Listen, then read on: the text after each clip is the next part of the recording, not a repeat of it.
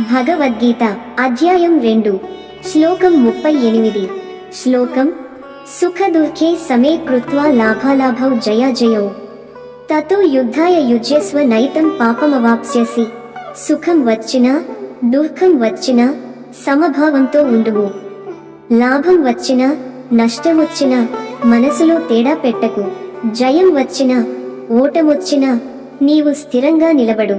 ఈ విధంగా నీవు యుద్ధంలో పాల్గొంటే పాపం నీను స్పృశించదు. అర్జున. తాత్విక వ్యాఖ్యానం. ఈ శ్లోకం ద్వారా కృష్ణుడు సమత్వం అనే సిద్ధాంతాన్ని అర్జునుని హృదయంలో నాటుతున్నాడు. మన జీవితం కూడా ఓ యుద్ధమే. అందులో విజయం పరాజయం రెండూ ఉంటాయి. కానీ మన లక్ష్యం కర్తవ్యం చేయడం మాత్రమే. సమభావంతో జీవించగలిగితే అది జీవితాన్ని మానవతా ధర్మంలోకి మార్చే మార్గం. ఈ శ్లోకం బోధన మనకెందుకు అవసరం?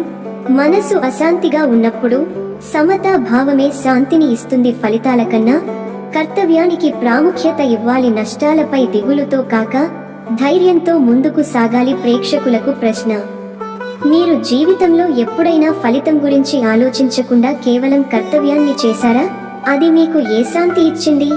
కామెంట్లో చెప్పండి. లైక్ చేయండి. ధైర్యం అవసరమైన వారితో షేర్ చేయండి. మా ఛానల్ను సబ్స్క్రైబ్ చేయండి. మరిన్ని గీతా శ్లోకాల కోసం. ఓం తత్ సత్.